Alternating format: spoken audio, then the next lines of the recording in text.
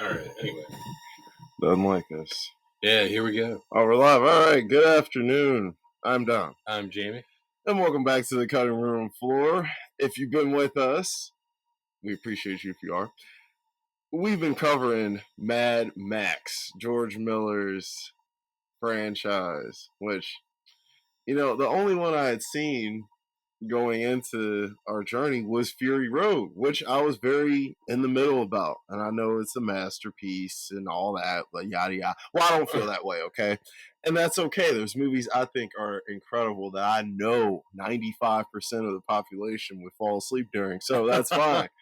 That's a lot of people. That's a lot, but there are some, bro. Like the film I watched last night, a 2.5 hour Austrian art house film in black and white that was made in 2010.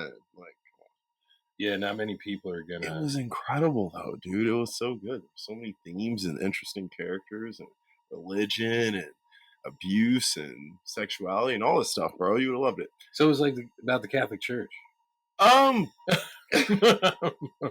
Religion, abuse, actually it parallels it quite well. But anywho, that's a whole different topic. So anyway, sorry guys. So I had not seen these, so I watched the first one from 1979. We did that last week, so if you want to check that out, that's available. And I thought it was pretty good. And then this week, I watched the second one, The Road Warrior. And Mad Max 2. The Road Warrior. Yes. And, I'm just going to be honest. This film might be a masterpiece. Really? It might be, dude. It's fire. And then, watching it twice, because I watched it last week, and I was like, I need to rewatch it. Yeah. So, I watched it again yesterday. Yeah, I was watching it, early this morning, and it just sucked me all right back in again. And kind of just a movie's good when you watch it and then you watch it again and it feels like you haven't watched it, but yet you know when to get excited. Yeah. So it's like I knew it was going to happen, but I was still on edge, I didn't know what was going to happen. Yeah. So that kind of told me this is a really good film, because there's films you watch once and you're like, oh, that was good. And then you watch again and you're like, it was good, but it didn't smack like the first time. This, for me, on the second watch, I actually think was a little bit better because you catch little things you miss and stuff, So I did love this film. I did. So how do you feel about it compared to Mad Max, the first one that led into it? I think it's far superior to Mad Max. But it's just like we always say on this channel. You needed Mad Max to get Road Warrior. Yeah. So you couldn't have Superman 2 without Superman the movie, or Godfather 2 without the Godfather. Yeah, because it's Road Warrior could be a standalone film. Yes, but a lot of people, I think, thought it was. They might have thought it was. It could be a standalone film. Road Warrior would be a great one-off. If someone was like, I got an idea, I'm only going to get to make one movie in my lifetime, and that's the movie they made, I'd be like, dude, you're one of one. You did great. You're batting 1,000. So I thought it was probably one of Mel Gibson's. I would say his best, because any character he did after that was like an action role is probably based on who he was as Max. Yeah, I definitely think because he's done dramatic stuff since then. Yeah, I mean, even Riggs. Riggs is essentially Max. Yeah, his wife gets murdered by some dudes. And he's a cop. Yeah. And he's pissed off. He has a dog. He has a dog. And he's on a rampage. Yeah. And Murtaugh is basically Jim Goose, right? Yeah. Murtaugh is Goose. Or Fifi. I'm not sure. Yeah. Your man Fifi. Fifi. Oh, man. And that's one thing I'm going to bring up a little bit later is some of these characters that ride the line on sexuality. Yeah. Because I think George Miller handles sexuality in these films extremely well. I think I might know why. So ahead of time. Yeah, with the way he handles this. I think he was, because I know you're talking about Assless Chaps and his Yeah, boyfriend. yes, right? yes. Yeah, I yeah, thought that was such a good touch. yeah. Even though like the boyfriend doesn't He last doesn't long, talk or anything, or he's not really important, but you can get it. tell. Yeah, Yeah. and it's like it seems okay. So really quick, you can summarize this film in like probably 2 sentences. So it's like the wasteland. It's a little more bleak than Mad Max was. It could be post-apocalyptic. It might be right before post-apocalyptic. This is You feeling a don't little really know. more post-apocalyptic It- than the first one is. Yeah, but Thunderdome is definitely post-apocalyptic. Okay, I Yeah. was looking at So- the pictures, I was like, this is looking real. Yeah, Real like because it's more post-apocalyptic. desolate and more dangerous. It looks dangerous Because it's like It's there's no Tina cops Turner, around, right? Yeah, And whereas at least in the first one you had cops, yeah, the presence of Yeah. authority. and you had like shops you could still go into. Yeah. You could still get ice cream. It felt, Yeah. That's what Yeah. the first one doesn't feel post-apocalyptic. It No. just feels like a weird dystopian future. Yeah, Like- like things are getting effed up. Yeah, like things are just weird and different, but it's not. Society isn't broken down. Yes. You know, where by Road Warrior, okay, you're starting to feel like, bro, ain't no rules. Like everybody's kind of whatsoever. doing their thing. Like there's some civilization in the aspect of people understand resources, I guess, Yeah, and the importance of them and the importance of conserving them. But these dudes don't give a fuck. no, Like, none of these Yeah, dudes yeah. care. so it's all about Max versus like roving gangs and they all want gasoline. Mm-hmm. And there's a group of people that are refining gasoline that this Lord Humongous Yeah. with his Jason Voorhees mask Yes. is like trying to get the gas. straps. Yeah, he's like The outfits, bro. yeah. The outfits are crazy. They're insane. It's like an S&M's wet dream. Yeah, dude, for sure. Yeah. I was like, bro, Yeah. I'm like, the leather community, these gotta be some of their favorite movies, bro. Yeah. Like, Yeah, whereas Fifi was like the leather daddy in the first yeah, one. and It's like now now it's Lord. What is it? Is it humongous or is it humongous? I think it's humongous, but it depends on how you pronounce I it. thought I was looking at. I was like, it could be Because he pronounces it differently. Yeah. But he has sort of an accent. I thought it was humongous. That's what I thought it was. Yeah. When I was reading it out. That's actually how I think he Yeah, pronounced I it. thought it was humongous because I was like, I just looked it up and how it was But- spelled. But the dude, But I was like, he's jacked. humongous. Yeah, That's he's why I was jacked. like, humongous is funnier. yeah. Because this movie is oddly funny. Like, I laughed Yeah. a lot more in this one than I did in the first one. Well, and you notice, like, I mean, we're probably going to be all over the place with this, just because it's a road picture. It really is. It's And a it was road called The trip Road movie. Warrior. Yeah, and it's It's and about the saving plot the is super gasoline. fucking simple. Yeah. It's a simple ass plot. Yeah, it's like Max needs gas for his pursuit special. Yeah, And these people have gas, so he makes a deal because he found a Mack truck yeah. that could haul the tanker full of gas Mm-hmm.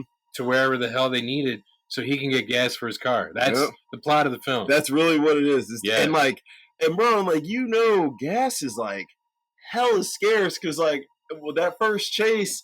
When the gas is leaking out that bike, Oh, yeah, my he's- man's just trying to soak it up with a fucking bandana. yeah, dude. yeah. He's like, he might as well get a straw. Yeah, Just soak it start up. spitting. I was like, dude, you gonna lick it? I'm like, shit. Yeah, 'cause was that's when he meets insane.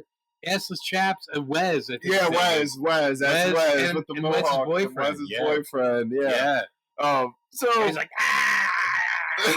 dude, that shit was so fun, bro. And I he's was like so- pulling the arrow out of his Yeah, arm. he's like he's He's doing it twisting so. it. Yeah, it's so like sensual, bro. It's Yeah. it's like It's like he's into he was it almost like seducing Max at the same time in a like, masochistic It way. was, yeah. I was Yeah. like, bro, this film is like oddly homoerotic and like progressive all at the same time because it's like nothing's overtly in your face. Yeah. which is what I like. Even though his ass was in your face. His ass and taint. and his boyfriend's nipples. Yeah. He's They got were the in your circle cut out. Yes, yeah. Well, that's because, it might chafe. It might change You know, when he's running marathons. Ride the bike. Yeah. All right, let me throw a couple stats out. Okay. Rotten Tomatoes score 93%. Really? Pretty good. Yeah. IMDb 7.6. Is that pretty good? Yeah, that's pretty good. Wow. IMDb, I'd say anything 7 and up is usually pretty good. When you start getting towards 7.4 or 5, you're in like that's probably a good movie territory. If you get 8 and up, it's like, all right, this is probably getting the masterpiece level. Letterboxd 3.9, which is also pretty good. Because that's a big step up from the first one. The first one had 3.3, which I thought would be higher. I was expecting about a 3.5 or 6 when I went and logged it. I think I gave it 4 stars.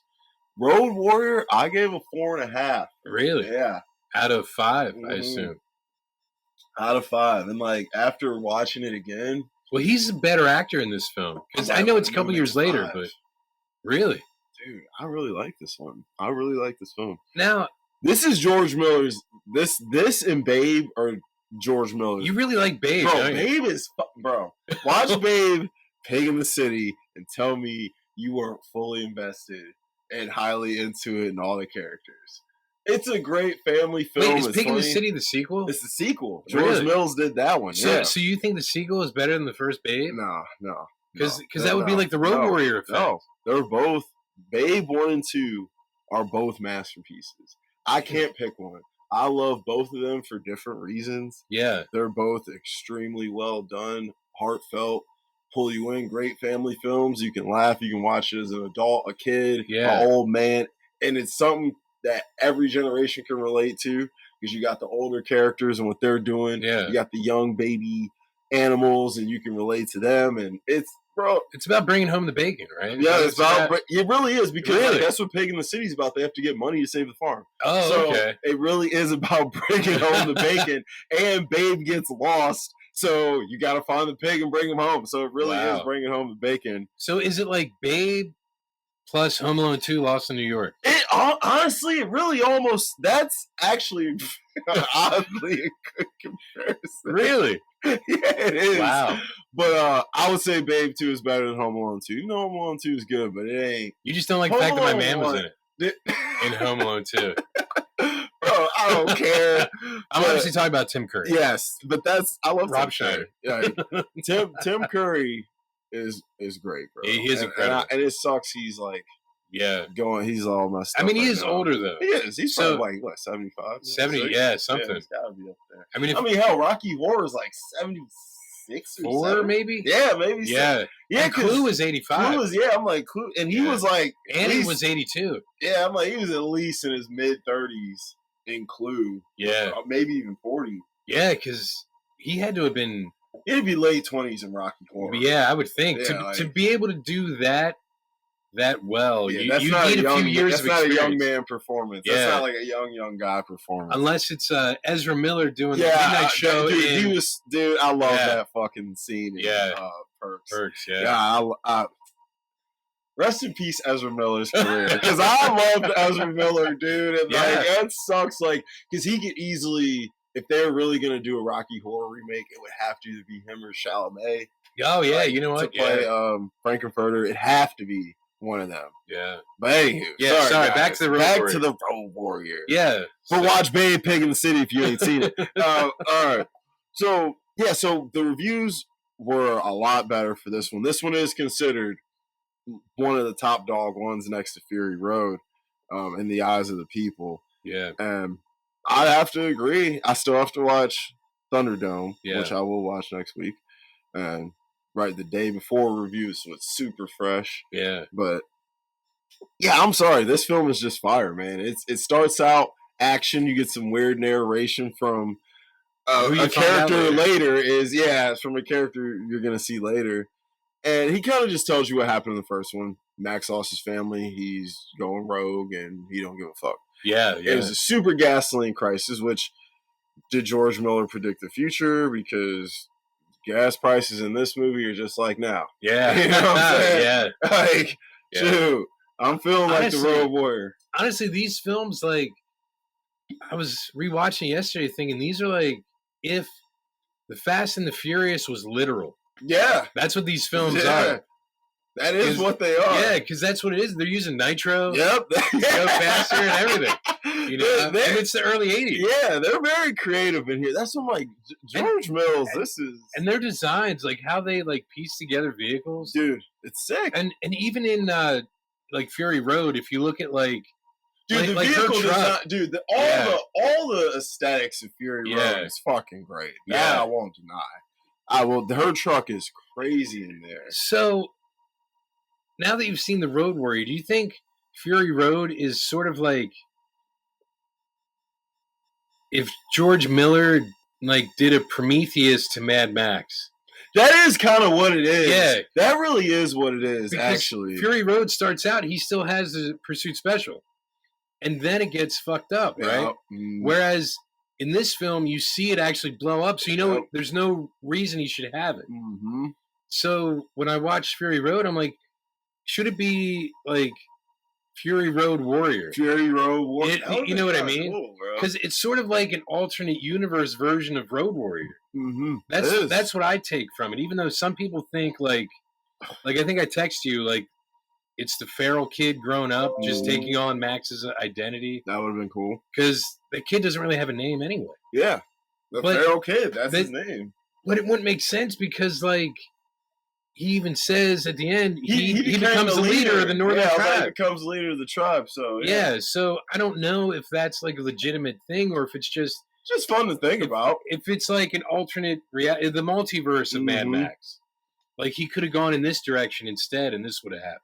He could have. I mean, it's just a fun theory to play around with, but and what he says, it couldn't make sense. Or not that he couldn't, abandon ship and do his thing. Yeah, that's true. But. So back to the Road Warrior. Yeah, so the Road Warrior, bro, so everything's about gas. That's the thing. Yeah, it's all about gas, bro. Yeah. Gas is scarce. And, like, obviously, bro, gas is, like, a lifeline.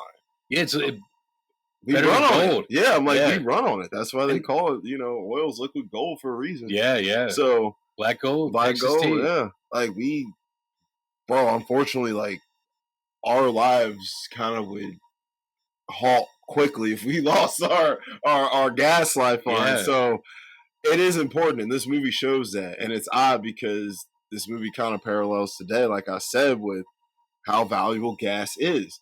You see these prices, yet we're still spending on it. Yeah, because you have to. We need it. And the thing that I never understood is like they raise the prices on the gas that's already in the tank at the thing. So if the price goes up over there, why the stuff that's not shipped over yet? Why are you raising it now? Because they already know. Yeah. They're like, look, it's going to be expensive. So it's arbitrary. Yep. They're like, we need to make sure the cost is covered. Yeah, but already that, they need it, so they're going to pay it. They're like, bro, listen. Dude, back in the day when, like, what was that, 2008, around when that recession popped off, when gas was freaking crazy. Bro. Oh, it was terrible. Dude, in California, I think it was like $6.57 a gallon, man. Like, I remember gas was like getting close to $5 a gallon. Like, it was terrible. Dude, and that was like when I first started really driving, and I'm like, dude, anybody trying to ride with me, a 5 ain't gonna cut it. I'm gonna need a 10, bro. I'm like, I ain't going nowhere, bro. Like, I remember when I first started driving, I was driving an 82 VW Rabbit. So, nice. So ran on diesel. Oh. And diesel fuel back then was like 75 cents a gallon. Dude, you were probably like... And it was cheaper than regular gas. Yeah, you were like, this is great. Yeah, but now it's obviously more expensive. Diesel is... Yeah. I don't know what happened, where the shift happened. Man. Well, I guess it's less mostly used trucks now. Yeah, I'm like, so it's more niche and better terms. And like with like Mack trucks for hauling gasoline, they would pay more. They have bigger tanks. Yep, you got no choice. It is what it is. It's one of those things. It's like food, bro. Yeah, we're gonna pay for it because we need it. Yes, there's certain things we don't need. Clothes. If your favorite clothing store, all their shit shot up, $20 an item, you can hold off on getting that, but you need that gas to get to work, to pick up your kids. Yeah, to make the money. Yeah, you need that. To pay for the gas. Yeah. So you're going to spend the money because that's what you got to do. Yeah. So Max he's out acting a fool. And Bro, he's at this point, he don't give a fuck about nothing. No. All he wants is his gas, and he got his dog. Which Yeah. the dog is badass in this movie.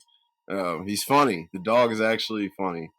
And Max runs in probably the best character in the gyro film. captain. The gyro captain is the man. He's kind of the comic relief of the film. He is. And he actually becomes very important to the revolution, for lack of better words. Literally everybody. He does. Because he becomes like the leader once Homeboy dies. Which kind of jump far ahead. But yeah, he's funny. He looks like a meth head kind of freaky dude. He likes snakes. He's almost like a cartoonish version of what you picture an Australian dude would bro. Yeah.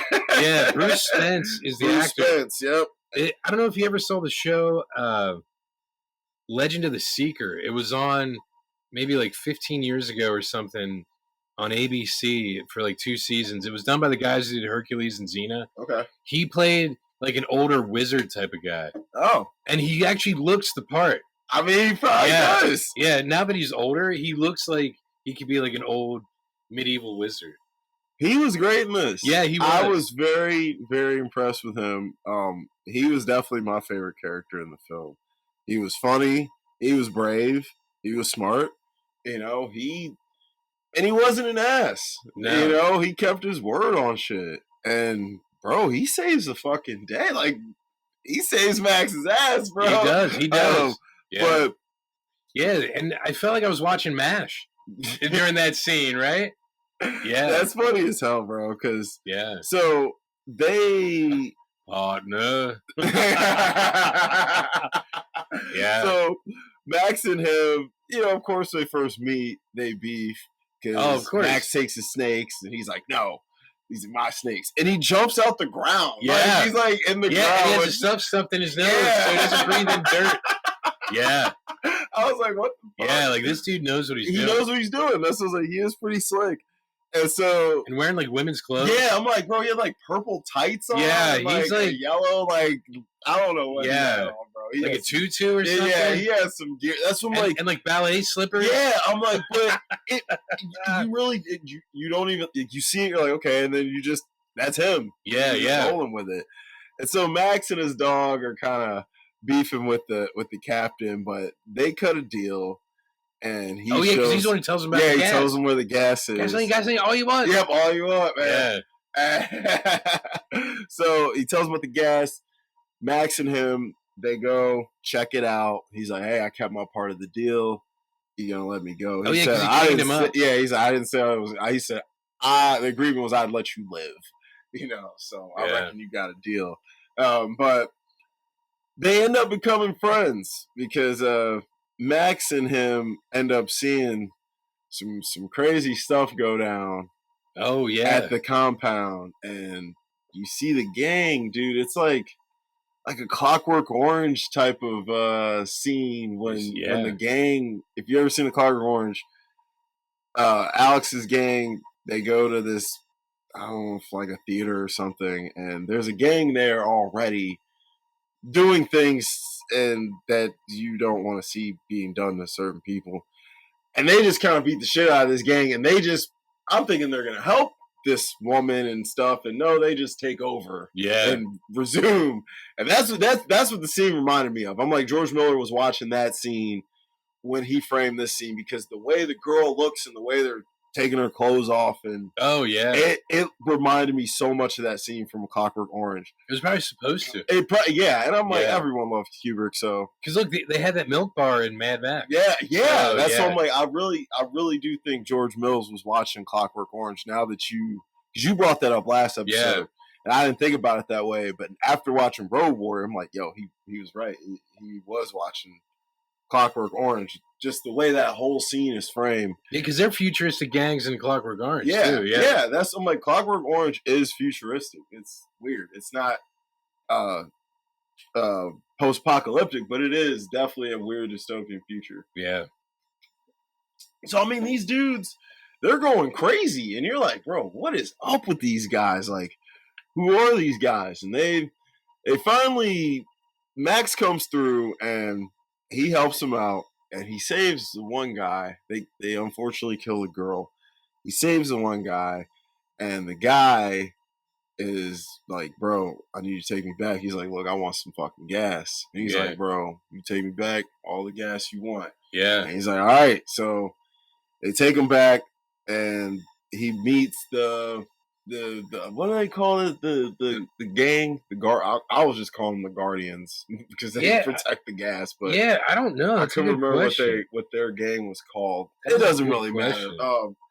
They're a gang. They're led by Papagala. Yeah, I was like, however you say his name. I don't know if they ever really say what. They may not say what they're called. Yeah, but they wear white. Yeah, they wear. So you know they're good guys. Yes, which is like unlike in A Clockwork Orange. Yeah, they wear white. They wear white and they're bad. Yeah.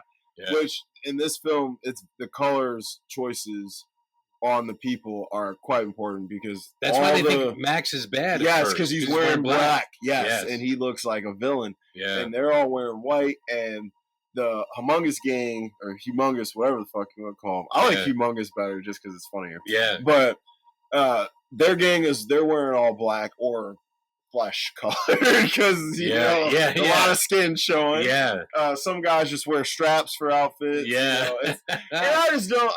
It's like Borat did their costume design. It's just like I just wonder, like, if I was in a post-apocalyptic setting like this. I love this kind of like not leather shit, but I like very alternative, like punky type clothing. I don't know if I would go this far though. I would have some cool ass outfits. Like I would definitely be looking like I was in the Humongous Gang. But because not all of them. You saw it at the end. Like some dudes are wearing like full outfits. I have a full costume on. Like what about the dude in like the pink Cadillac? Yeah, like there were some random dudes like sprinkle in, but. Yeah, it's very easy to distinguish between who is who and who's good and who's bad, or it's almost like one tribe or another. Yeah, it's essentially a tribal war. Yeah, and this, and you can go to any period of time and put any two groups of people against each other, and that's what it is. But of course, they want to steal. The Humongous Gang want to steal all the gas. All the gas. Yeah, because that's what they need. Everyone needs gas. Everybody need it. Yeah. But they're willing to be civilized to a degree. Yeah. Because what was the deal they wanted to make? Like, if you give us some gas. Yeah, you can leave. You can leave. We'll take the gas and you'll leave without problems. Yeah. Yeah. That's basically the deal, which is kind of a shitty deal. Yeah. Because it's like, well, it's our fucking gas, and you're just going to get right us permission to live? Well, fuck y'all. Yeah, We'll go to war. We'll die for this gas. Which, because that's what they are willing to die for this gas. Like, the number one thing is to protect the gas. Yeah, which they're like, yo, we will die for this shit. Like, the gas is way more important than any 1, 2, or 3, you guys. Yeah. And that's the bottom line. So you realize the main character in this film is gas. Yeah. And it really is, because you hear the word gas a lot.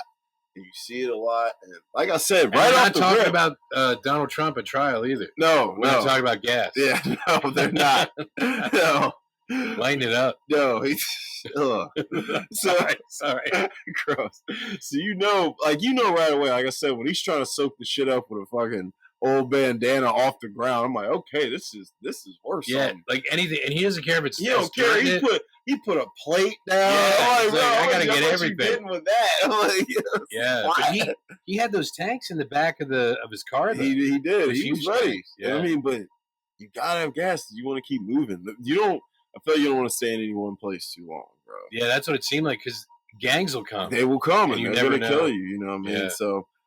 So they cut a deal, or they want to cut a deal, and they're like, no, we're not. And they captured 2 of their dudes, and this is when you see the whole gang kind of laid out, because the white gang, Max was like, yo, I brought this dude back, we had a deal, and Papa Gallo's like, that nigga died, and so did the deal. Yeah, his deal died with him. Yeah, you don't worry about that, so you ain't getting shit.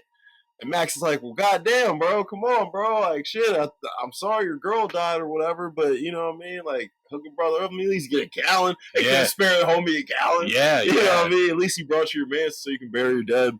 But they pull up, and they got two of their dudes, and they got them on like just like in Fury Road. Yeah, they might as well have been blood That's bags. what I'm saying. Yeah, like that's what I'm like.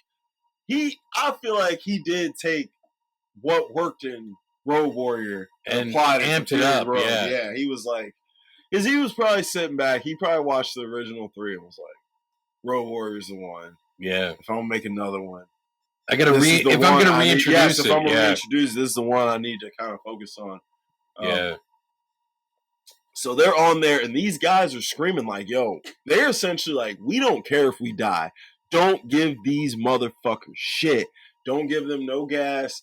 Let us die, sacrifice us. And these dudes, Wes is beating the shit out the dudes. Oh, he is. They're screaming out. Yeah. And Wes is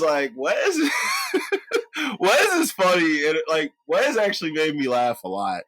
Because that dude is just ridiculous. He's always screaming. Yeah. And he's just so over the top. And it feels like he's overacting when you first watch it. But then when you watch it the second time, you're like, he kind of needs to be this way in order for this to be believable. And he even says one of the best lines in the whole film. Which one?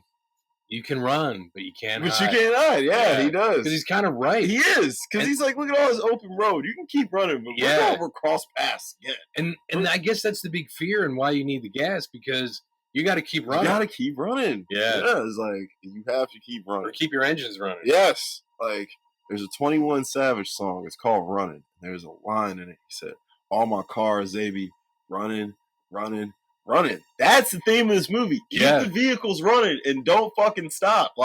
You gotta move. Like, Max was never trying to stay still. No, he was always he camped out one day. Yeah. And the only reason he did was because he's like, I gotta watch this place, figure out how to get this gas. Yes. Because it's like, I can't just run up in there. I need to know what's going on. That was the only reason he sat still for any amount of time. And you can tell it was driving him crazy. He's eating dog food. Oh, yeah, that's right. He's just so jittery and he can't sleep and he just wants to keep watching and figure it out.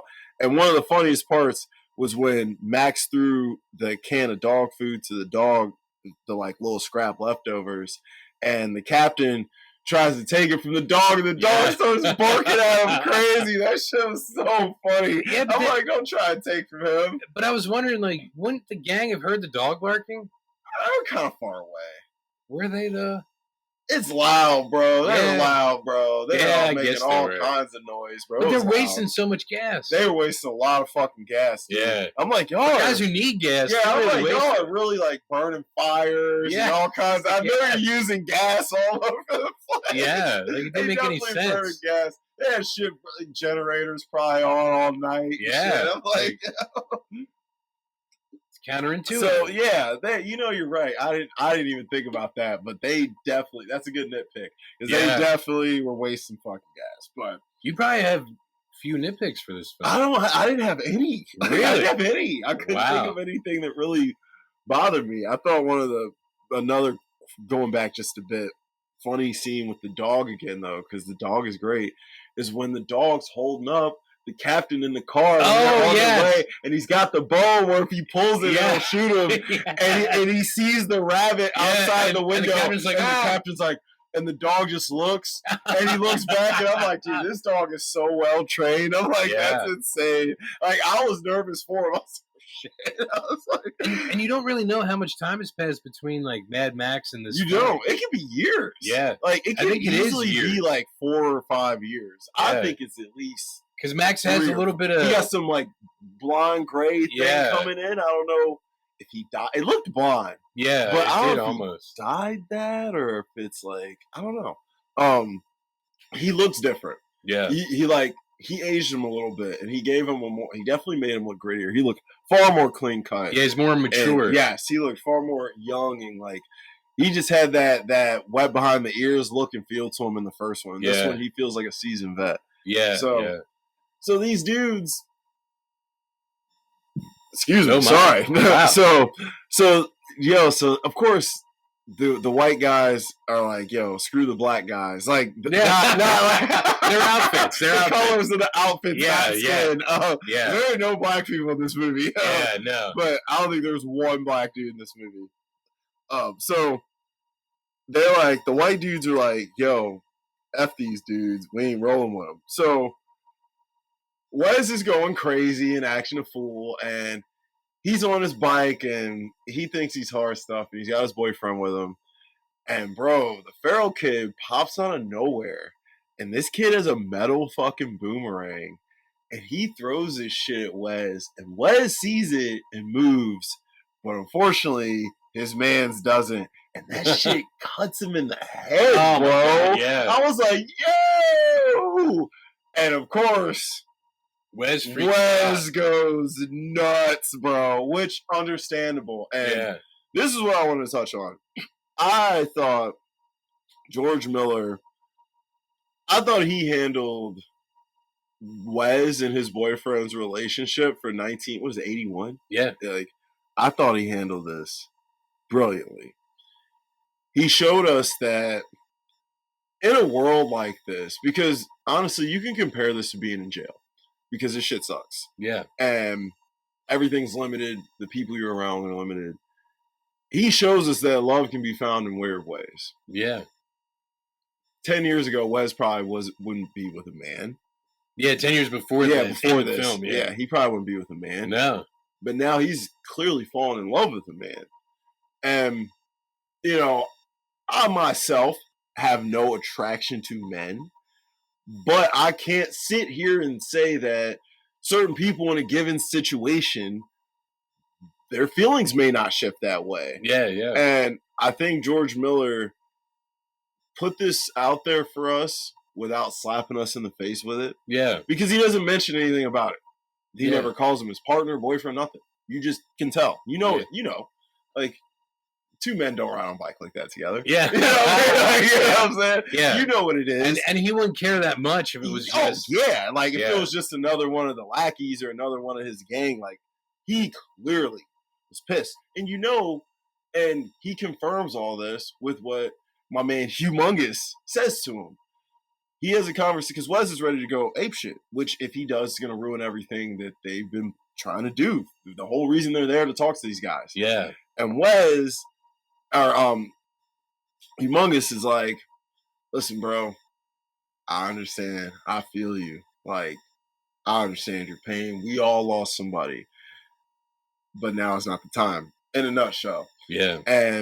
But he still kind of goes crazy. He still goes crazy. He has to have the guys come and take him away. Yeah. And because, I mean, he just lost his love. And this is a time where love is more valuable than ever if you have it. Yeah, you that's know true. What I mean? Yeah. Like, if you got a partner, dude, you're winning.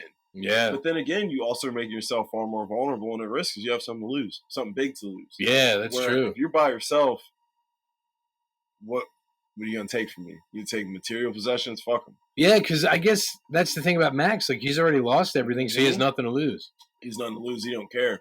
And when he sees, and you can see it in Max's eyes, that he can relate to Wes in that moment when he sees him get killed. Because Max is kind of like, oh. And he's like, because Max knows that was his dude because he had that encounter with him earlier. Yeah, yeah. So he knows, and he's like, damn, bro, you're a piece of shit, but I know where you're at right now. Yeah. You know what I'm saying? And you were right there and saw it happen too. Like, it was right next to you, bro. Like, that would F you up, yo. You have some PTSD for sure. But the guy, the guy tries to catch the boomerang and it cuts his fingers off. I was like, oh, they all laugh at him. It's funny. I'm like, you're an idiot, bro. Why would you try and catch it? You see what that thing freaking did? Because Wes throws it back and the feral kid catches it because he has that special glove. Yeah. So like, and you know, I guess the only other nitpick I would have, so we might as well just do nitpicks real quick. Why would Wes be able to grab it? No, the length of time that they spend showing the boomerang, spinning. I'm like, it's an early 80s. Yeah, bro. but it's like how long? It's just whoosh, whoosh, whoosh, whoosh, whoosh, whoosh. What? Okay, I get it. Boomerang spins are always very suspenseful in films, bro. Yeah, but it seemed anticlimactic because they're just showing it and it's just going around. It's like watching NASCAR. Just going around in circles, right? You're just like, all right, okay. It was, you know. Yeah, they did show. They let it linger, but that's actually the only nitpick I really had. That's funny. So they're like, tensions are high. Yes, but they're basically like, listen, that's the deal. Take it or leave it. And Max is like, Hey. well, listen, y'all need gas. Y'all want to get out of here. I need some gas.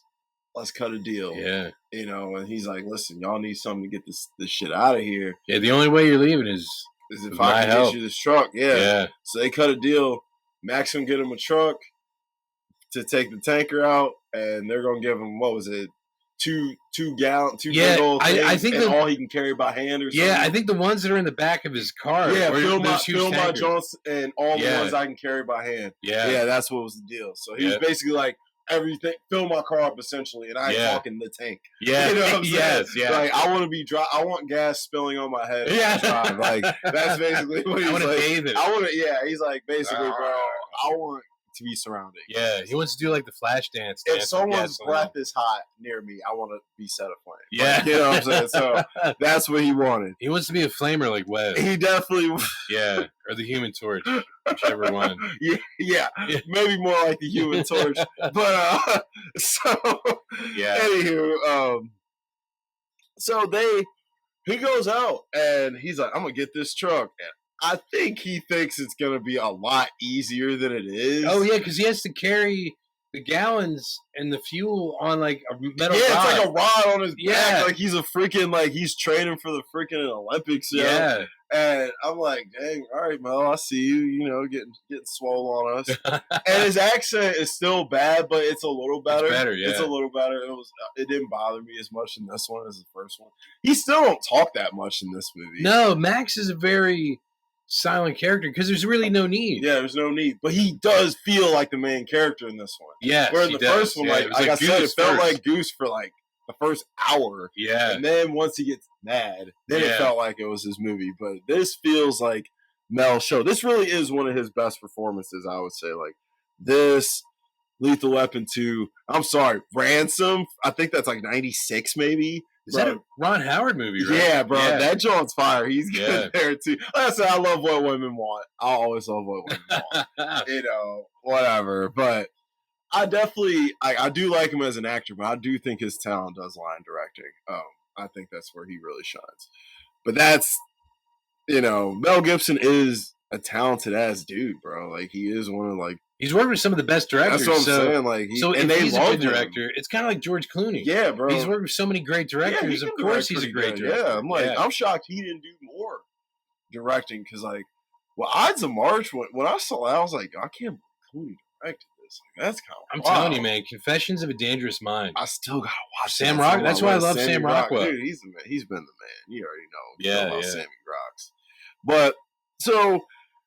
Whew, after a fucking crazy showdown, he does end up getting the truck. But he does need help. And he meets up with the gyro captain. Yeah, I was like, he needs help from the Cap. Now, and because the Cap, he's leaving him. And he's like, we're partners. Yeah. He's like, and they are partners. I'm like, dude, y'all been riding together. But he gives him the keys. He's like, do whatever you want. He's like, do what you want. Yeah, he's like, yo, you're free. But he's like, no, fuck that. I don't want to be free. We need to ride together, bro. Because, the captain knew in this situation we're essential to each other's survival. Yeah, I could help you. You could help me. Yeah, because I'm like, dude, you got me in the air and you on the ground. Like, that's a hell of a team. No one else has got air. Yeah, no one. I mean, no one else has an airstrike. So that's really valuable, and it really comes in handy later.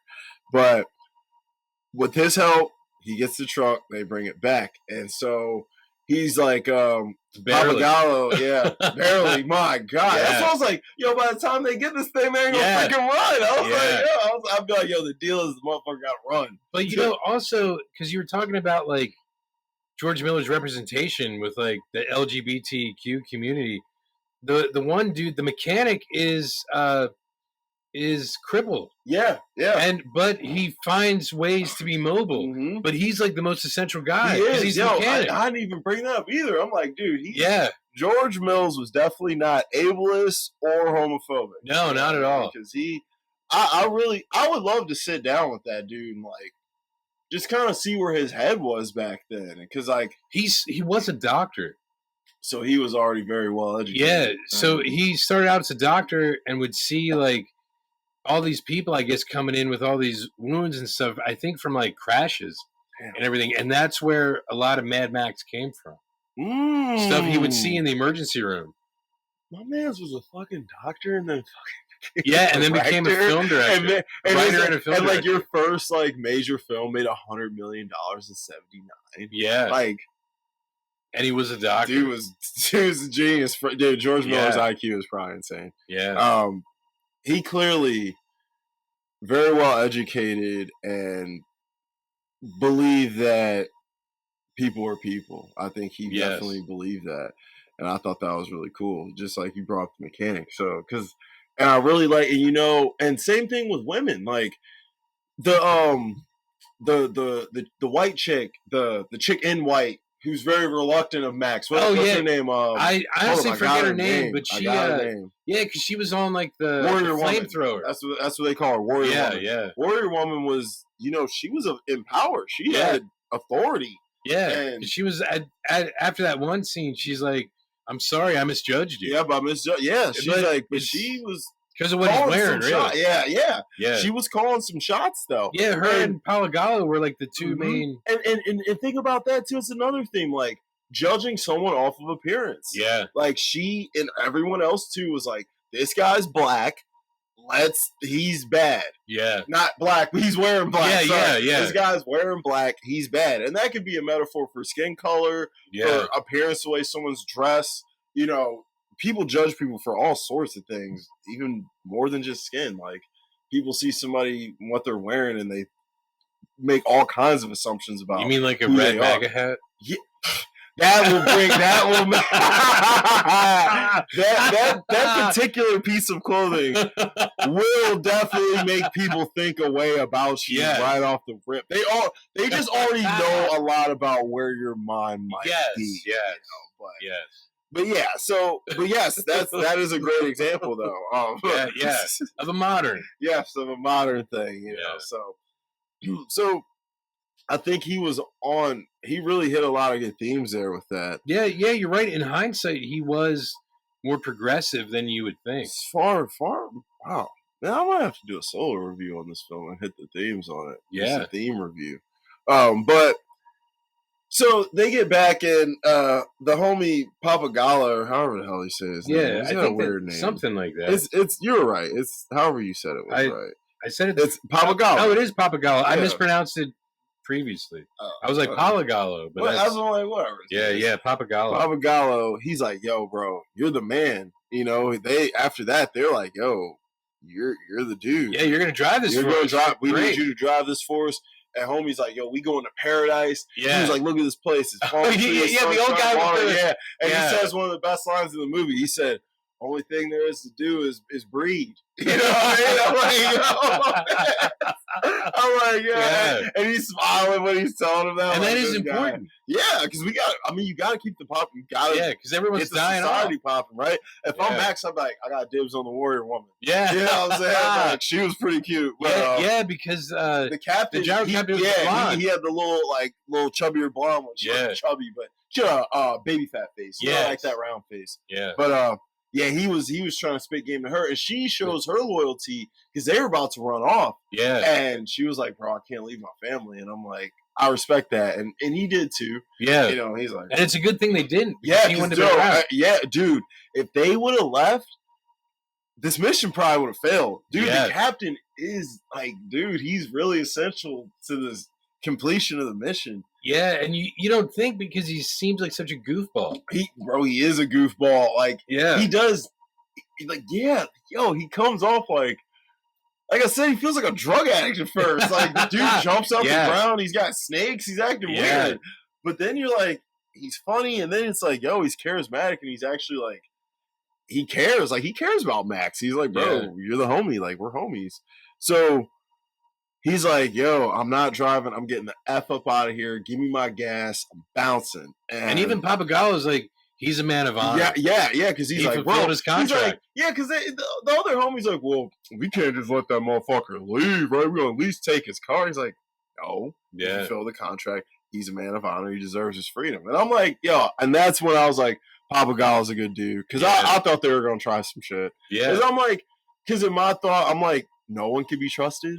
So I was just like, it's Max versus the world. Yeah, So I'm like, basically it is. that was my thought process, and I'm like, no one can be trusted. So I think Max, that's how he goes in every situation. and that's kind of how you have to, Yeah. like for your survival. You can't trust anyone in this shit.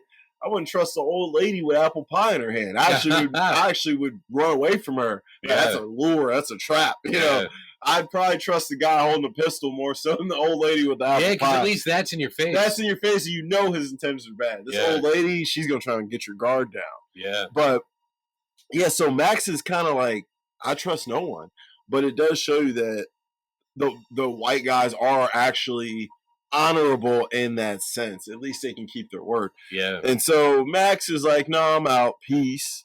So he bounces, and it's not a good decision. No, not at all. Dude, a lot of effed up stuff happens when Max leaves. Like, so because they hear him leaving. They hear him leaving. Gang hears him leaving. Yeah, the gang. And of course, they're pissed off at Max. They lost a lot of men in the truck incident, and you know, a lot of dudes are, you know, going crazy. And yeah, Wes is pissed off about he wants his revenge. And I'm like, listen, you're mad at all these guys. Bro, like a 9-year-old, 8-year-old, 7-year-old kid killed him, bro. Like, I'm sorry, but like, you gonna kill a little kid? Actually, that explains, you know, that scene at the end when it seems like he's gonna try to. Mm-hmm. Yeah, I didn't even think about it. He's like, yes. Yeah, he's like, that's what it is. So, dude, they run up on Max crazy, bro. The Interceptor gets, man. Oh, it's terrible. Dude, that's a great car. It's like one of the best cars in movie history. Yes. Probably. Yeah. So it's up there with like the DeLorean, you know what I mean? Like as far as like legacy. Iconic. Mm-hmm. Any Batmobile? Yeah, any Batmobile, dude. Yeah. I always love, like, people may not love Dark Knight Rises, but that Batmobile is fire. But dude, I don't know, the Dark Knight one, that John is fire too, cause when it splits off into the that motorcycle. The motorcycle. It's called something. It actually has, and it's not the Bat Cycle. It's called something else. It's sick. Yeah, because it. But dude, I always love the Batmobile from Batman and Robin, dude. Oh yeah, like that sleeky. It had that more sleek, like shiny look to it. Yeah, because the movie's all colorful, but like it had that shiny look to it. And it had the big old like rocket jaw in the back. See, even like Batman Returns, and Batman Forever, they all had like different Batmobiles, but they were all unique and great. Yeah, and they fit the world. Yeah, you know, they all fit the world. Like the one from Batman versus Superman is pretty cool too. I gotta watch. I know you haven't seen it, but just to prepare you, it's still a great Batmobile. Oh, I'm sure. My man Benny's behind the wheel, so it's probably a fun time. It's not as like the Tumbler is the Batmobile from like Batman Begins. Batman Begins, yeah. So it's not as like huge as the Tumbler, but it kind of reminds you of like the type of thing that the Tumbler is, because it has to do things other vehicles can't. Mm-hmm. Yeah, Batmobile's a great car, man. Yeah, shit, we got a whole episode on Batmobiles alone. But so Max is getting effed up out there, bro, and like Max almost dies. They kill his effing dog. They do. They kill the dog and his car. Dude. The two things he cares about. He loved. The only two things the only possessions he probably really cared about at all. Take them from him. And dude, I was like, the dog though, bro, the dog's a top 3 character. So then Max turns into like John Wick. Yeah, right? Bro, he's like, bro, he's like, F this, I'm going ape. So he goes ape. He goes back, like the captain saves him, brings him back to the compound. He says, I'm driving this mother effing truck. All right. And Papagallo's like, nah, I don't know if that's a good idea. And he said, listen, bro, you really ain't got a choice. Oh, yeah, because when he comes back because of the gyro captain. Yeah, he saves him. Yeah. Yeah. And he's like, listen. And he's beat the fuck up. Down. He can he's all injured. Yeah, his one eye swollen. Yeah, they're like, bro, are you even in any condition to drive this damn thing? I'm pissed off enough. I'm mad. Yeah. Now Max is mad. Yeah. So we got mad Max again. Because he was regular Max before. Now he's mad. Yeah. Yeah, things always happen to make him really mad. Mm-hmm. Then he has to go 0 Dark 30. John Wick. He has to go 8-ish. Yeah. So nobody. Yeah, nobody. Oh God, we might have to cover that. Yeah, that would be great. It's fire. Yeah. But so Max, the whole crew, they gear up, and Max doesn't realize the crew was smart and they swapped the tankers. Oh my god, yeah. Because, bro, I didn't even realize it at first. It's a heist movie. Yo, it is a heist movie. Yeah. It does have like a Soderberghian type, Yeah. like Ocean's feel at the end to it. Because I was like, dude, because once they're on the road, bro, that They're all truck going after the starts tanker. getting Everyone. effed up, bro. They're Yeah. going ham on this thing, and I'm like, dude, there's no way. Warrior Woman bites it. Yep. My crippled guy Dude, bites yep, it. He dies. Warrior Woman. The Wes and Humongous die. Yeah, the same way that the Toe Cutter dudes died in the last one. Yeah. I was Toe Cutter. Everybody in all these films, I think, die almost the same way. Almost the same, yeah. But it somehow doesn't get old. No, because Toe Cutter is a way better villain than Humongous. Yeah, because Toe Cutter has charisma. Yes, Humongous is just like steroids. I'm jacked as hell with a Jason mask on, and like I have like strands of hair. Like I don't know. Yeah, like his hair was weird, and you felt like under that mask something hideous lied. Oh yeah. It's just because, like I said, I like for Toe Cutter, like Jason Momoa could play that. Yes. Whereas like for Humongous, like he's just not that likable. Like he's not. No. I think Wes is more unlikable than him, but Humongous doesn't have that. Like you said, he lacks the charisma. Yeah, and at least Wes you can empathize with. Yes, I'm like Wes was actually a better villain than Humongous, even though Humongous is the guy in charge. Yeah. So it's weird in that way, but I think Toe Cutter was a better villain. That's one thing I think they got right in this first one better than the second one. But I mean, it really doesn't matter. So, dude, all these dudes die. The tanker gets destroyed. And, of course, Max is thinking, oh, shoot. Yeah, I fucked up. I effed up. But, dude, you got, Papagallo dies. Oh, yeah. That's important. And that's trying to protect the tanker. Yeah. And, dude, but the gyro captain comes in tough, bro, on the chopper. He's doing work, bro. Yeah. But the chopper gets effed up. He gets effed up, but he lives. He does. And he ends up essentially taking over the gang. Yeah, because Papagallo isn't there. He's not there. And he's like, I'm going to take y'all to paradise, baby. We going to be doing a lot of that breeding. Yes. Yeah. So, Max is back to doing his thing. And, the movie ends, you get another narration from who we found out the narrator was the feral kid. And he basically tells you he never saw the Road Warrior again. Yeah. And he's now the leader of the Great North or whatever it was called. Yeah, the Northern Tribe. Yeah. And, we're back to where we were at the end of the first one. Yeah. What now? Where do we go from here? Yeah, and none of the questions we had from the first film are answered. None. Yeah. None whatsoever. It just gives you more, if anything. Like, is Humongous, like, if something happened, like let's say like a nuclear thing, because it's the 80s, would Humongous be like Fifi?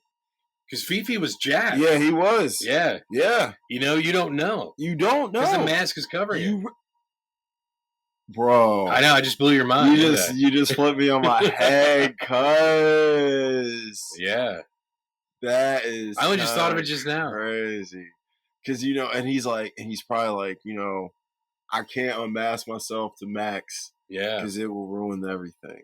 Because he had that gun, too. He did. I don't know if we saw Fifi's gun in the first one. Like, but if anyone's going to have a gun, it's going to be a cop. Especially like that, like Dirty Harry style. Yeah, like a fucking revolver magnum.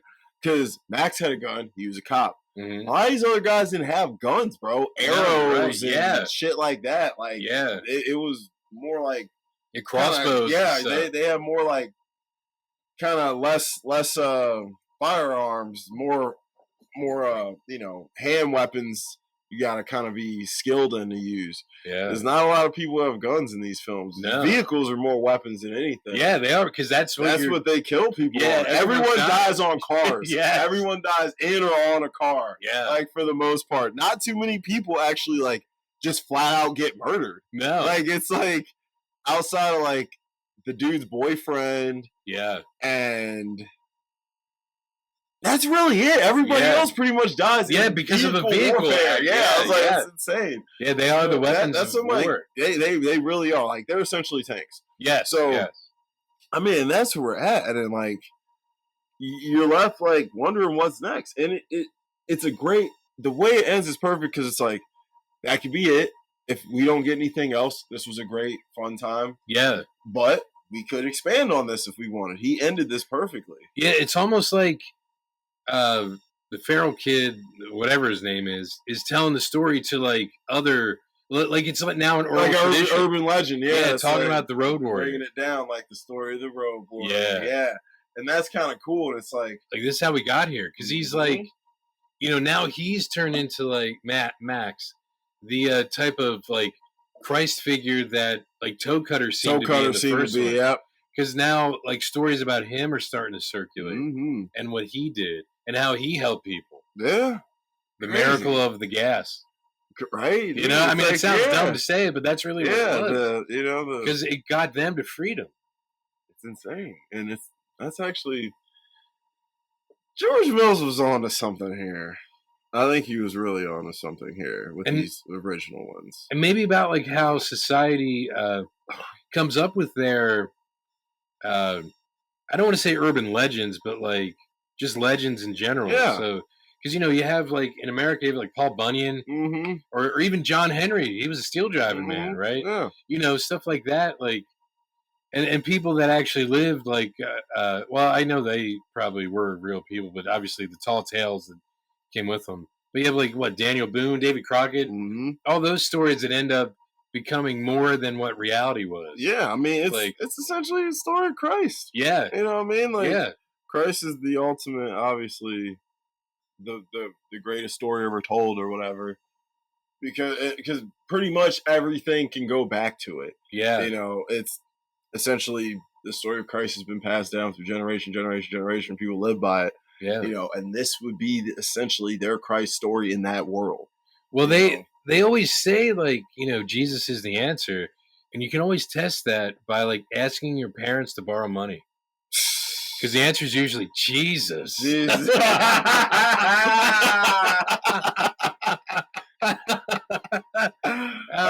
mom would just give me a look. She would give in. She would give in. But no, you're right, because like Jesus is like specific to certain people, but everyone has like their own Jesus archetype. Yeah. Yes. And that's what theirs would be, the Road Warrior, like the Road Warrior. Yeah. Always. Because that's society. Yeah. Yep. All right, man, let's get into the questions. Okay. MVP, I think it's obvious, man. George Mills. Yeah. No question, bro. Yes. Like, there is no... Yes. He co-wrote it, directed it, and he's crafted something insanely beautiful and great. Like, George Mills.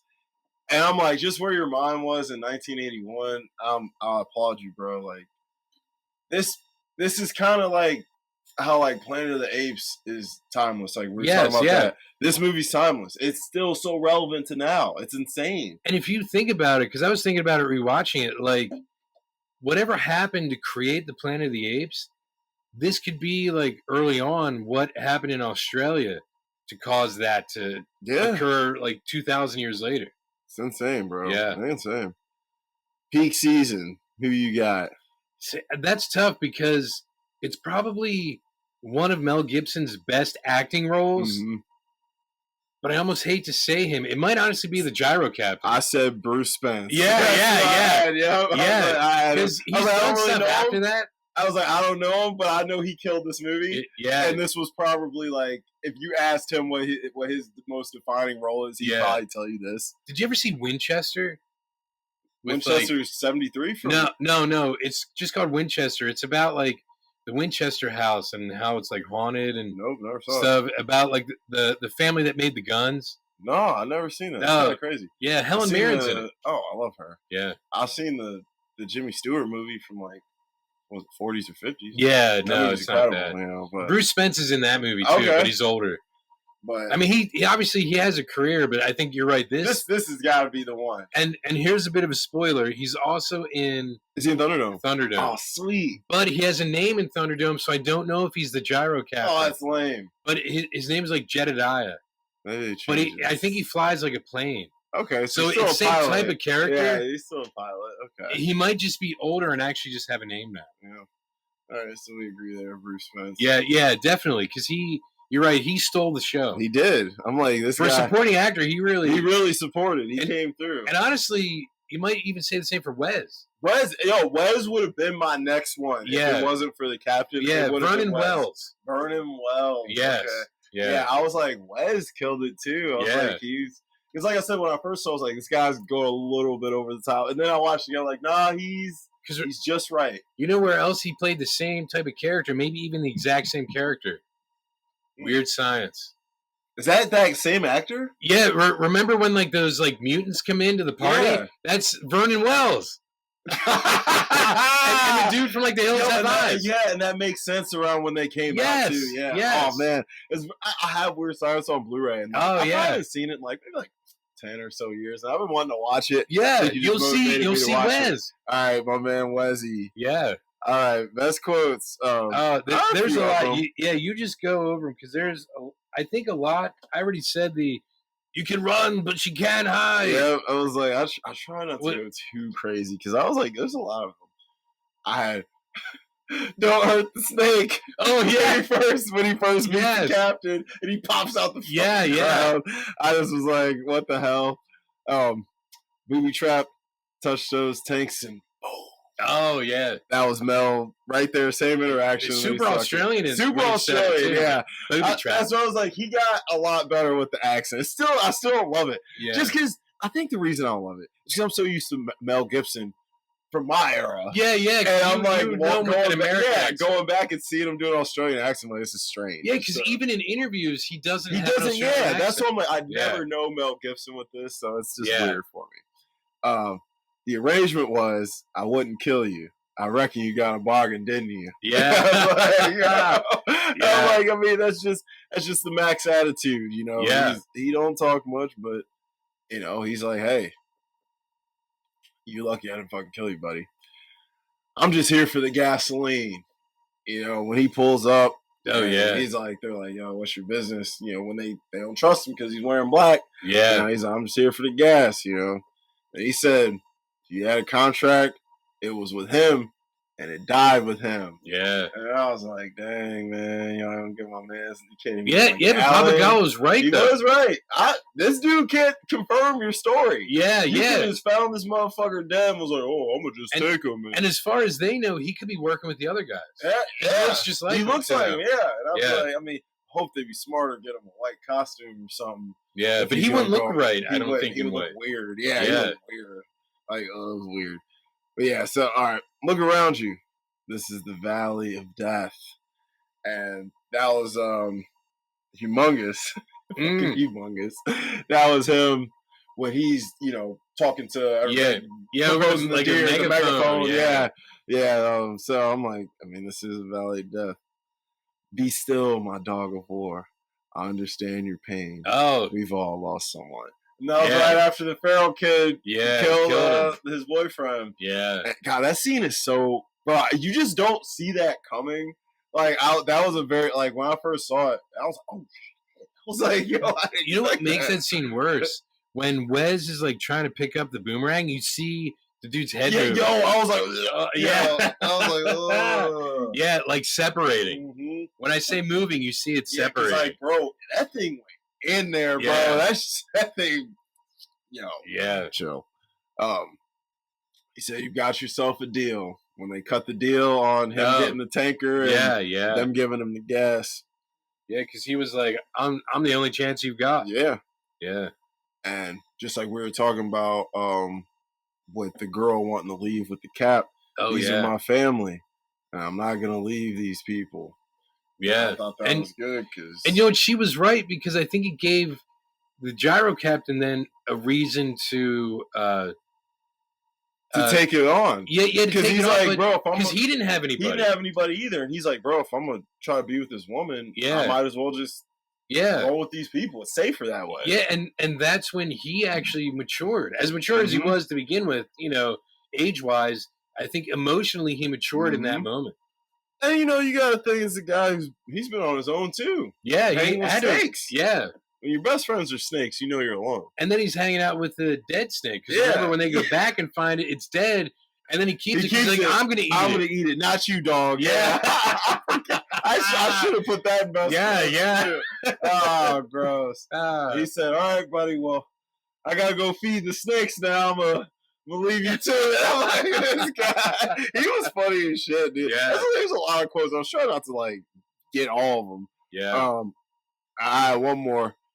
Fresh water, plenty of sunshine, plenty of time to breathe. Oh, yeah, the old guy. And his old military outfit. Yeah, and you brought up you can run, but you can't hide. Yeah. And then the last line of the film, I never saw the Road Warrior again. Yeah. And I was like, damn, that's kind of crazy. But yeah, and the Road Warrior, that was the last we ever saw of him. Yeah. He lives now only in my memories. Only in my memories, yeah. I was like, jeez. And like how accurate are memories? Yeah. Dude, they get fuzzy after a while. Yeah. You know, details slip and fade.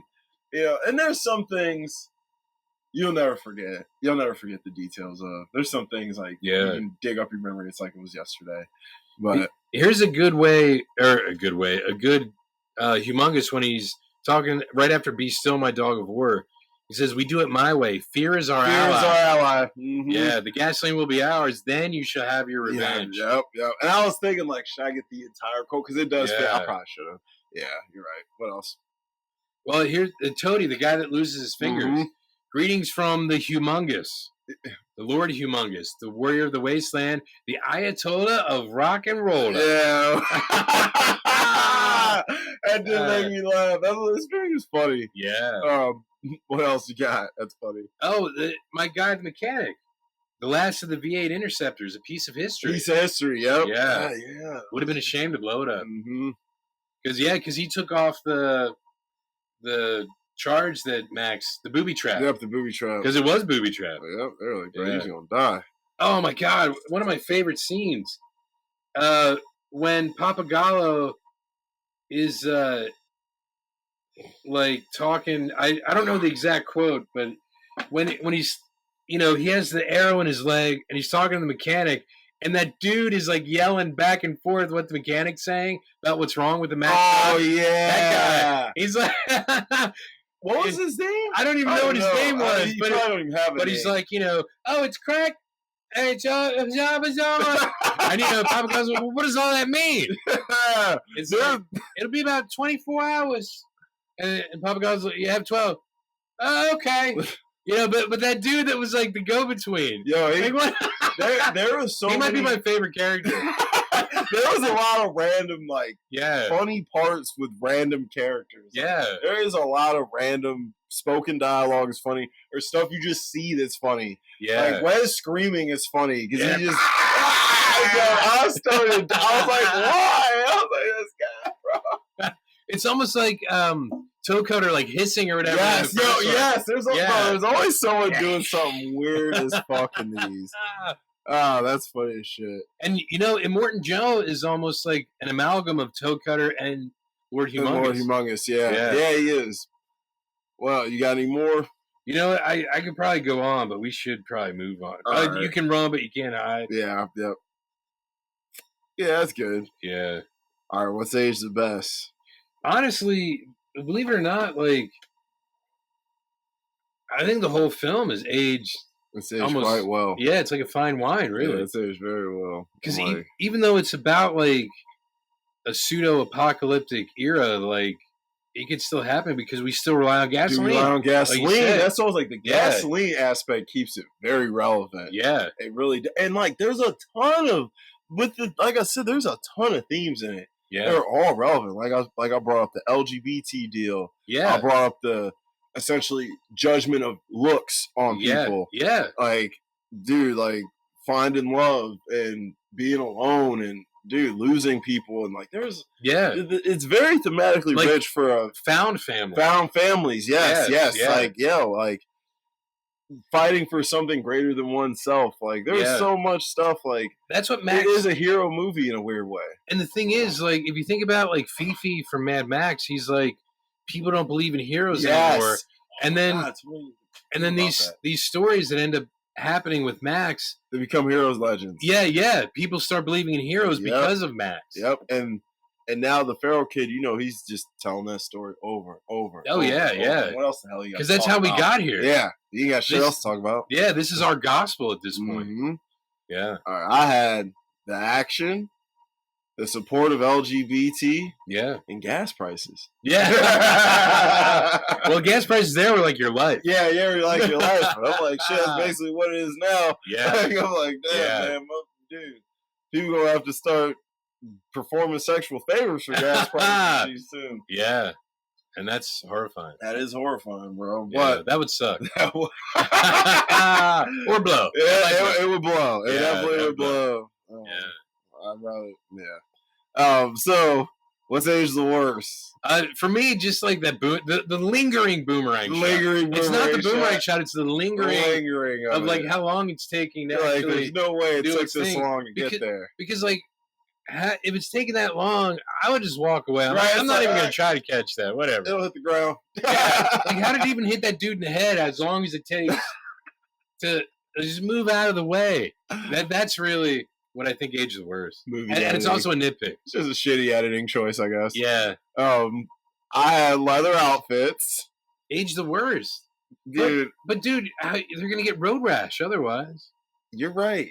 But I don't mean wearing a leather jacket and pants, bro. Oh, you mean like ashless I'm chaps? talking about the Red Hot Chili Peppers logo straps on the dude's chest, or the like vest with the nipples and the belly button cut out, and the assless chaps. You're getting road rash on your ass. You bro. are, like, yeah. Like, but the rest of you is gold. Yeah, like I can fuck with the mohawks and the spikes and all that. Oh yeah, because Wes had that. Yeah, Wes had a couple of them had some cool mohawks. And you saw how they did it. Dude, he was. Yeah, I was like, they were shaping him up. I actually almost put that in rewatchable scenes, but so I'm like, I can get down with a lot of the accessories and stuff like that, but like, I don't know, bro. Like, I'm like a leather, like a leather tank top that's like skin tight. Just ain't for me. It's hot, especially in Australia. Yeah, you bro. Like, terrible. God, you smell like, it just wouldn't work for me on a personal level. Yeah. Another thing that's aged the worst: eating dog food. I'm all right.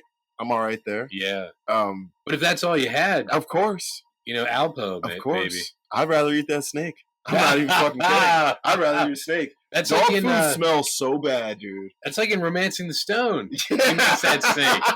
Yeah. That's what I'm like, bro. I'll eat snake stew all day over that damn dog food, bro. That shit look nasty, bro. If you go to jail, you probably have to eat a lot of snakes. Oh, wait a minute. Moving on. Let's get this guy, bro. Enough about Wes. Yeah. Wes would be happy to get locked up. All right. He's just trying to get ahead in the school. That's all he's trying to do. Yes, he is. That is what he is trying to do. All right, most rewatchable scenes. Any chase scene. Yep, I had the opening chase scene. Yeah, any chase scene in these films. Yeah, they're all the chase scenes. The way they're choreographed, the way... And I wonder... He knew that for Fury Road, because that's why the whole movie's one long chase scene. Yeah, probably. And that's probably why people love it, because they're the best parts of Mad Max films anyway. Yeah, but see, me, I was like... I just want a little break from the chase scenes with some development. You like character work. I like character work. You know that. Yes, I do. I love character work. And that's why I think this one's good. Like, you saw the character development between a lot of characters in this film. Yes. Good ones and bad ones. Yeah. Whereas, like, you got two pissed off people and these little girls riding around for an hour and 40 minutes. And I'm like, that's fine.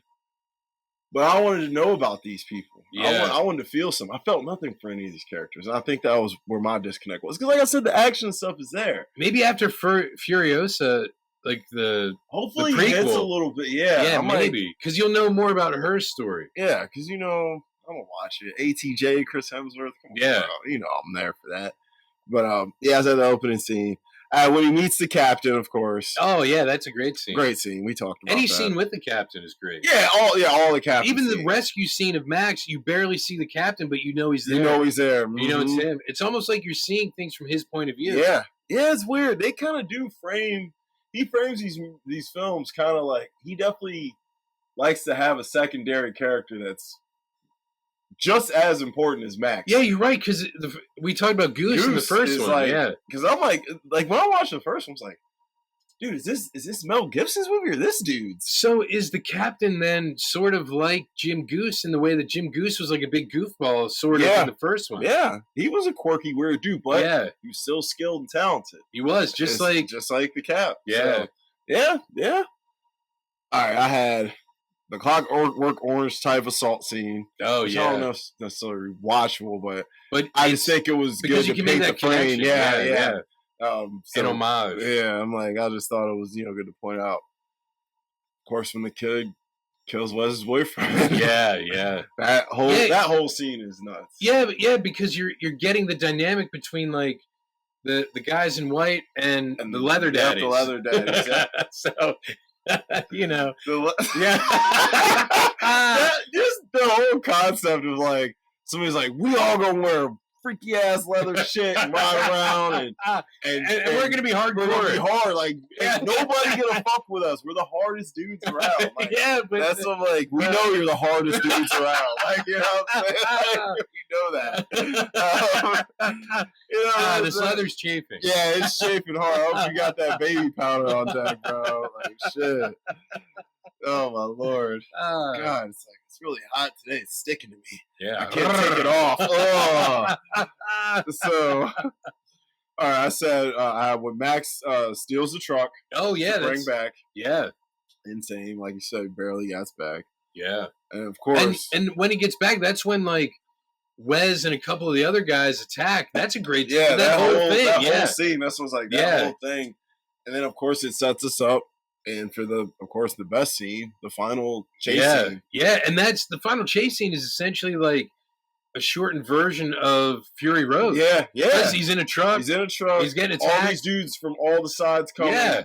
And he's like, you really don't know if he's because I will say this is good about Fury Road, bro. There's like a lot of times you're like, bro, these motherfuckers about to die. Yeah. I'm like, these. And you honestly don't know. You really, I'm like, I will give it that. I was like, I don't know if these motherfuckers gonna live, bro. I don't know who's gonna, you know what I'm saying? So I'm like, I'm not sure, but yeah, it is like he definitely used this one as the main template. Oh yeah, that's why I think Fury Road is just a remake of Road Warrior. It is a shittier one, but it is. So, I don't know. It's just it lacks the charm this one has. Well, it's because it came out as like the fourth one.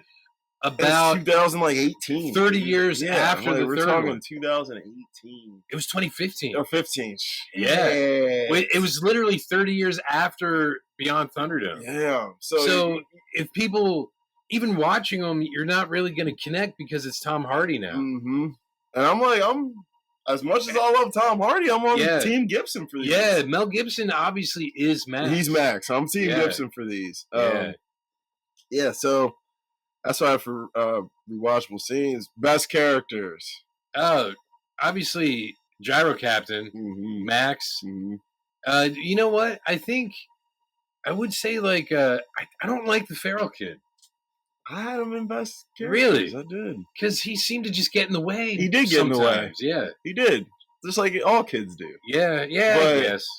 He was badass, dude. He was. Dude, he was fearless. He was tough kid. He was very fearless. I was like... Because when they tried to get him off the truck and then he just ran back. Dude, he comes clutch a couple times. Yeah. Though, dude. He definitely comes through. Hey, get the shell. Mm-hmm. Get the shell. He comes through. Who else you got? Is that it? Yeah, Max the captain.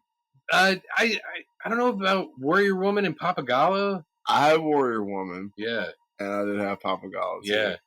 Because they're really just the main good guys. Good guys, yeah. I had Max, the captain, feral kid, Warrior Woman, Papagallo, and the dog. Oh, the dog. Yeah, the dog is awesome. Well, then you might want to say the snake, too. The snake is awesome, bro. The snake is, the snake comes through. Yeah. Hey, don't hurt the snake. I gotta go feed the snakes now. This guy. So, yeah, and a small piece of my heart, wanted to put Wes in there.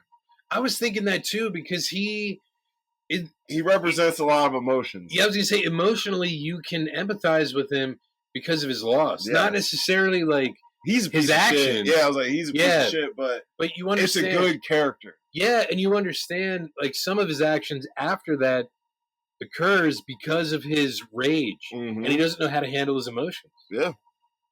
So for worst characters, who you have? Oh, humongous. Yeah, I had him. I had Wes. Yeah, and the guy who gets his fingers. Yeah, with the fur. Yeah. Toady. Yeah, Toady. Yes. Yeah, I had them three. Yes. Those are my three. Yeah. Yeah, I had them. They. Oh, and best character is the mechanic. Oh, the mechanic. Yeah, too. I didn't. Yeah, because the mechanic is without him, none of it would have happened. None of it goes. Yeah, he's a good character too. So yeah, that works. Nitpicks, just the stinking lingering boomerang. Yeah, that's really it. Because I think, I mean, it's bookended pretty well because it starts with the same scene that it ends with. Yep. And it's he kept all the shit that worked from one and just added the right amount of things to it to make it fresh and different and better. I don't know. Recasting couch. I got a couple of them. Okay, because this is tough because I was trying to think of who could play Wes, who could play Humongous. I'm thinking like Pete Davidson could be the gyro captain. That's actually fucking great, right? I like him more than who I have, and you know who I have is old. You know who might make a really good Max? Charlie Hunnam from Sons of Anarchy. And Pacific Rim and stuff. He does have an accent already. Yeah, I think he would, and he's a little older now. He would actually be good because he actually when he cuts all his hair off, he actually does, like when he's rocking the short hair, he does have like kind of a similar look. That's actually that's a good random cast. Yeah, I actually like that. Yeah, sorry. No, that's he and good. Pete Davidson, I think, would be that they would be actually great, and their chemistry I feel like would work. Yeah, it's actually pretty good. I had Andrew Garfield. We talked about Max, and I don't know. I just like him. Wait, so you have him again as Max? Yeah, I just kept him as Max. He could, but I do like Charlie Hunnam. That's a fun one. He's a little his physique. Because remember in Amazing Spider-Man, he was actually like built, but he was still like slender. Yeah, but he still had the muscle, But he did have the muscle. But and he could do anything. He's just I'm like he's just good. He might be good as the gyro captain though too. I think he's too good looking to play the gyro captain. Well, you're right. Like the gyro captain's got to be kind of ugly. Yeah. For the captain, I had someone old, and I feel like I'm picturing them in like maybe the early or mid 2000s. But I had Steve Buscemi. Steve Buscemi kind of has like that Peter Lorre kind of look. He's got that weird kind of weaselly look. But yes, I like Pete Davidson because the guy who plays him is definitely taller. Yeah, that's what I was thinking. Tall too. Yeah, so I like that pick. And for a modern cast, Pete Davidson already kind of looks like he could either be 22 or 42. Yes, so it's like he's age appropriate, kind of. Yeah. No matter what. Yeah. So that's actually great, and he's like quirky and goofy like that. Yeah, I think he could bring something to it. I actually really like that. That's actually really good. You oddly cast him from time to time, and you do pick him in roles that would work for him. I like that. For the humongous. Yeah, just The Rock.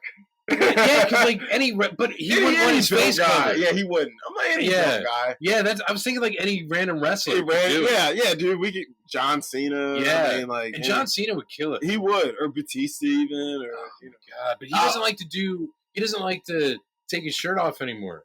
After Drax, he's like, I think because he's getting older. He is because it's work. It is. Yeah, he would be perfect though. Like 50 now, dude. Yeah. He would be great. He would be good. He's got that perfect amount to him. You know what I mean? He would be good. And I'm thinking of like Dune, kind of how wild he is in there. Yeah, like, he would be. Or good. Even from like Blade Runner. Yeah. He would be good. Honestly, like you said, any wrestler, anybody really good. Just a big guy. He doesn't need to be a great actor. You were thinking of The Rock. We'll just do Roman Reigns. We'll do Roman Reigns. Put a ball cap and he can even keep like his tattoos or whatever. Yeah, it don't matter. Yeah. That's perfect. For Wes, dude, I keep going back to the well. Barry Keoghan. He's just insane on that level to play any psychopathic, like psychotic character. It sounds weird, but would he be too short? He is short. That's my main fucking issue. Because what would it matter? The costumes. Give him platform fucking weird shoes. Oh, you could give him, you could. Dude, and why not? It doesn't matter because that's what these like people weird wear. disco. Yeah, the fucking dude, they have those like punk rock like platforms with the buckles on them. Yeah, yeah. He's a biker. It fits. Yeah. So I'm like, you could easily make him because he's probably like 5'8" or 9. Oh, he's not as short as I he's thought. not that short. Yeah, so, yeah. So we can push him to 6 foot. And honestly, with a mohawk, he's taller anyway. Yeah, we'll put dude, and his acting chops are just there for this type of role. Yeah. Dude. We're gonna do a Barry Keoghan film soon. Okay. I'll let you pick it. I'll give you a couple choices because I love this kid, dude. Yeah, I really like him. So not the Eternals is what you're saying? No. We're really gonna go Killing of a Sacred Deer, fucking Saltburn. Because I know you love Saltburn. Yeah, or he's got a couple other weird. Wasn't he in that dude. Banshees? Banshees of Inisherin is good too. Yeah, he's not super weird in there, but God, he is good though. He did get the Oscar nom. That could be one of the choices. I really kind of want to put you through the Killing of a Sacred Deer. Is that a Fear Train? That's a Yorgos train. Oh, Yorgos. Oh, the guy who did Poor Things. Poor Things. Okay, yeah, that's the Yorgos train. Okay, that's Yorgos directed. It's Colin Farrell, Barry Keoghan, Nicole Kidman. Oh, that's right. That's right. Yeah, and okay, they're all great in it. Honestly, one of Colin Farrell's best performances. I think he's better as a supporting actor. When he doesn't have to have the weight of. But he is the lead in the film. But like when he has good.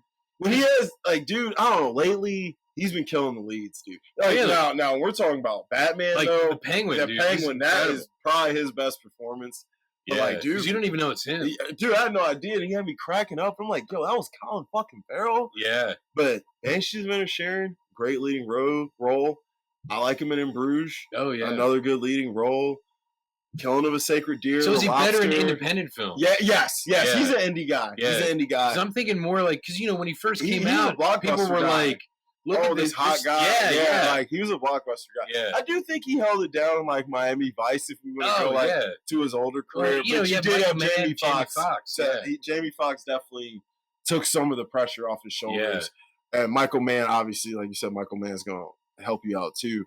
And, like, even in, like, was he in Minority Report?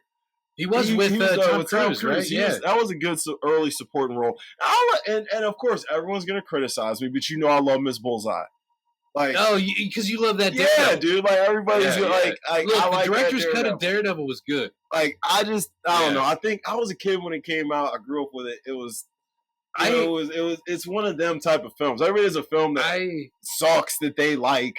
The only thing that I didn't like about, like, the theatrical cut of Daredevil was that it should have been Daredevil 3. You know what I mean? Yeah. Like they tried to jam too much into it. Of course.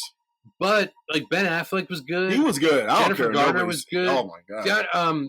Michael Clark Duncan was great. Bro, yeah.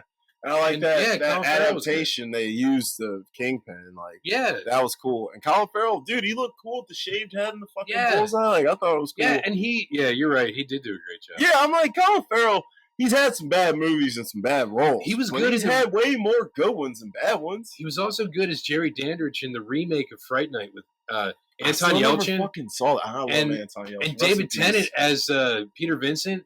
Dude, I gotta watch that. Dude, it's great. Oh, Toni Collette plays his mom. You know I love Toni Collette. Yeah, it's actually a really good. I'm sure it is, dude. That's a good cast. I was just watching the remakes, the newer Star Trek movies with Chris Pine, and I'm like, God, Anton Yelchin was great. He rest in peace. Died too soon, bro. I loved him. He was incredible. Speaking of Chris Pine, Papagallo, Chris Pine. You know what? He would be great because this right now. Chris Pine, because he's getting older, and he's getting the gray coming in and stuff. Yeah. Like, that's why I was like, but he's still like Papagallo wasn't an ugly, like, he was still like this older guy that still was charming and stuff. So I'm like, you need someone with some charisma, some charm. Thought Chris Pine was perfect.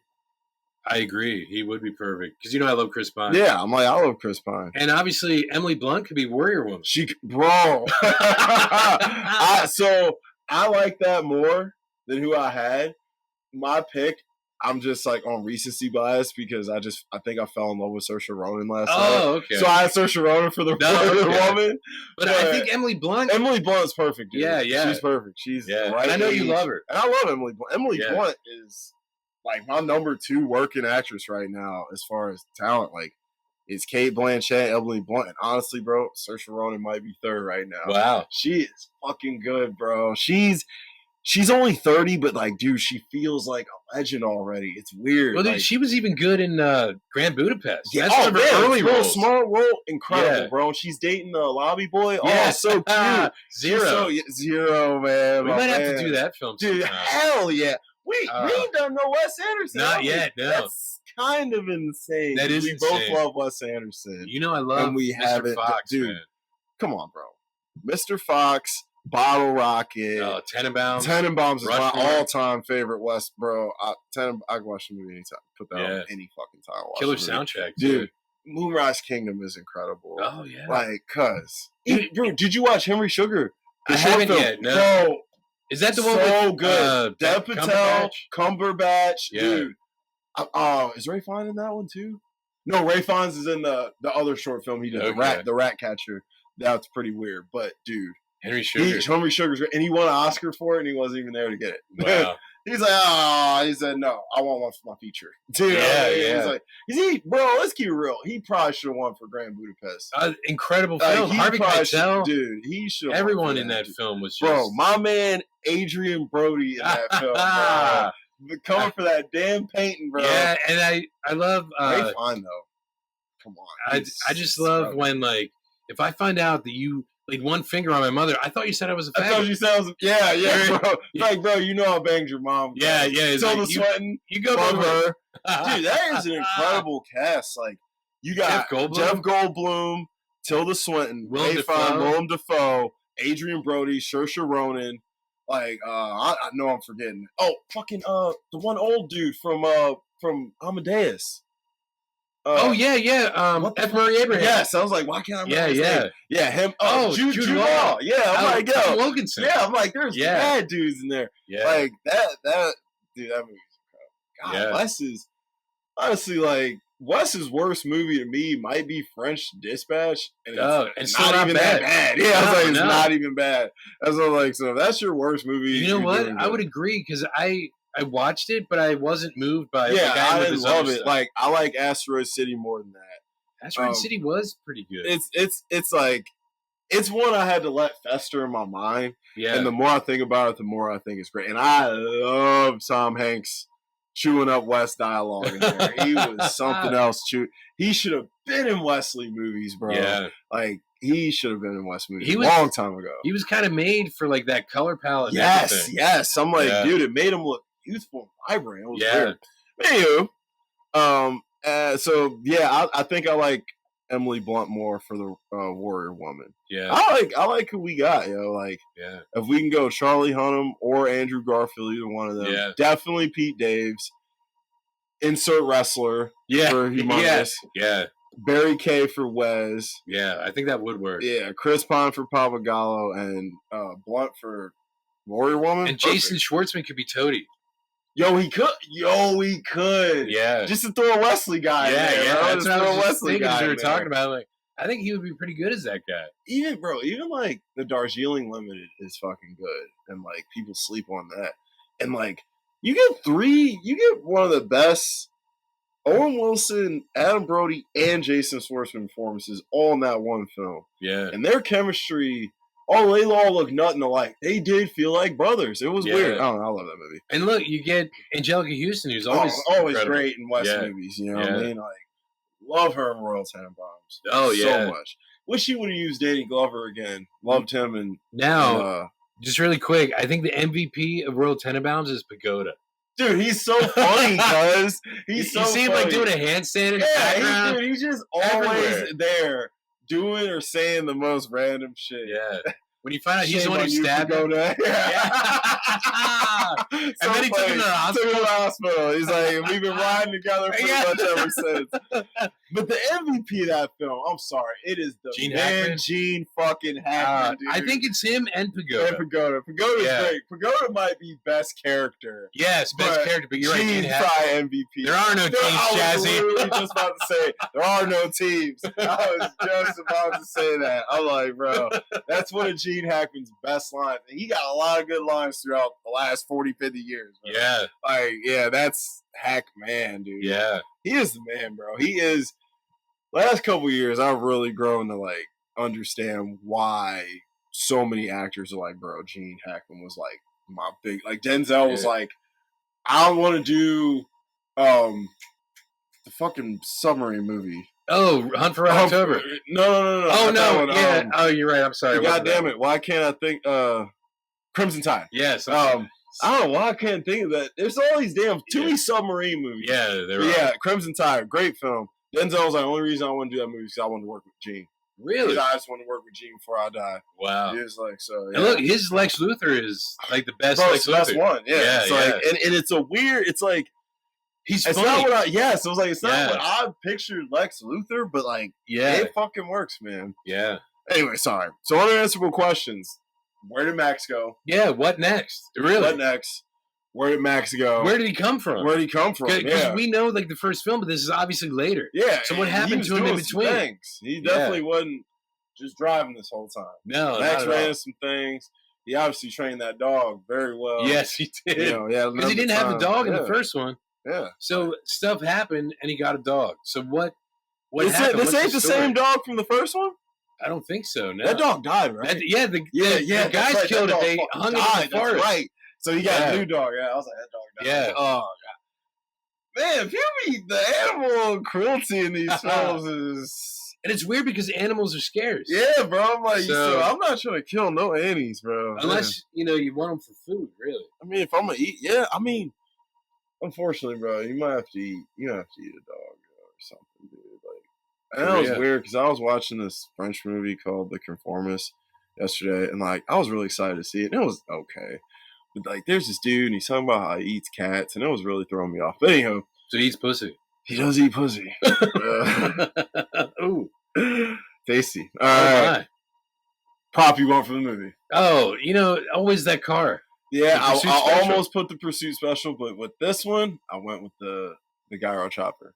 Oh yes. That joint was cool. Yeah, so it was. None of the outfits, they can keep all them. You don't want the assless chaps? Nope, I'm all good. I don't want the nipple vest either. Yeah, you don't want like the hockey pads that the other people wear. I'm all good on all the costumes. But yeah, I'll take the chopper though. Yeah. So that's what we got, bro. The gyro chopper. The gyro chopper. Yeah. So we gotta grade it. I would say an A. Or are you going A plus? I'm gonna give it a 97%. Wow. I love it. It's my kind of 80s action movie, man. This is one that's just this personally is just my flavor and taste.